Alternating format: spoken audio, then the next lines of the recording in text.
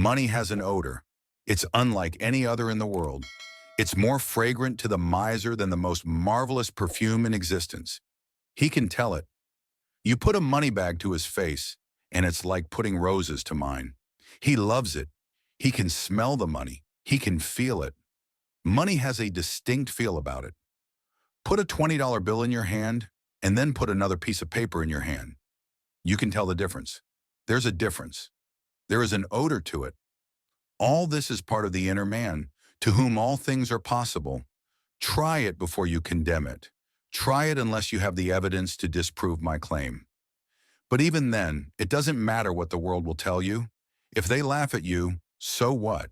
They laughed at everyone who ever had an idea that seemed a little off-center. They always laugh. They laughed at the idea of going to the moon. Now it's an accomplished fact, yet there are still those who won't believe it happened simply because they don't want to believe it. They said you couldn't go underwater and live, yet now we have submarines. Even so, some still won't believe. You can present them with all the facts in the world, but they will not accept them. So I tell you, try it first.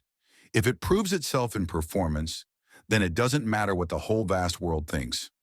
Go about your Father's business, which is yourself. Live a full and wonderful life in this world of Caesar. One day you will depart this world, this age. Those who are departing now, unless awakened, will find themselves in a world just like this one.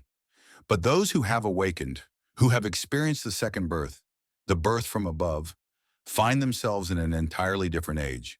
In that age, they are all imagination, perfect and complete. Wherever they go, everything is perfect. They don't have to raise a finger to make anything perfect.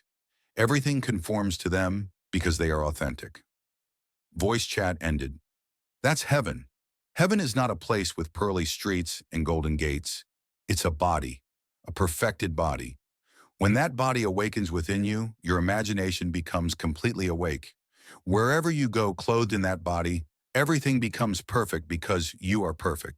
If you found yourself in a forest of dead trees, they would all burst into foliage. If in a desert, it would bloom like a rose because you are there. No blind man, no deaf man, no handicapped man could stand in your presence without being transformed into perfection because you are perfect. That's what happens. It's harmony. Heaven is not a location. It's a state of being. The day will come when you awaken that body within you. It's already there, but it's sung to sleep. One day you will experience the resurrection, and you will know the mystery of the resurrection. When you rise within yourself. The grave in which Christ is buried, the Lord, is your own skull. That's where he is buried. One day he will awaken in that tomb and come out. You will know who comes out of that tomb. It's you. You'll know you are him. He is buried in every child in the world, this universal being. Yet there is only one Lord. When you awaken, you are him. So tonight, take a goal. Make it a beautiful goal, whether for yourself or for someone else. Every time you exercise your imagination lovingly on behalf of another, you are mediating God to that person. Bring a friend before your mind's eye. See them as the man or woman you wish them to be. Don't tell them. Don't ask for recognition. Simply assume they are talking to you, sharing the most wonderful news about themselves. Congratulate them on their good fortune and move on.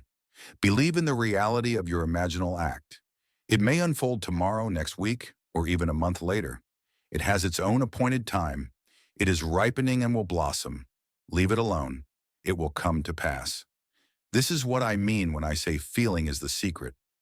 Catch the mood, the feeling you would experience if you were already who you wish to be. What would it feel like if they were well, if they had achieved their desire? Catch that mood as though it were already true.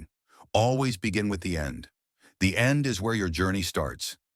You are constantly imagining ahead of the evidence. Go to the end, feel the end, and remain there, even if reason and your senses tell you otherwise. Turn your back on the doubters, your senses and reason. That's the devil in the world. Walk as though things are as you want them to be. Living in that assumption, it will slowly harden into fact. Even if, at the moment of assumption, it was denied by reason, persistence will make it fact. Learn to assume, persist in the assumption, and it will come to pass. Now let us go into the silence.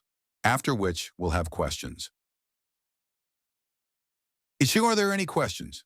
Please, any questions? A voice responds, yes, sir. Another question is posed. Secretary, to answer your question, I must go back and explain it to those who are here for the first time. No, no, no, no. I make this statement based on my own experience. Nothing dies. And that is not only true of man, but also true of the flowers, the animal world, the trees, everything. Nothing dies. I am the God of the living, not of the dead. So nothing dies. The little flower that blooms once blooms forever. It is renewed by the seed of contemplative thought.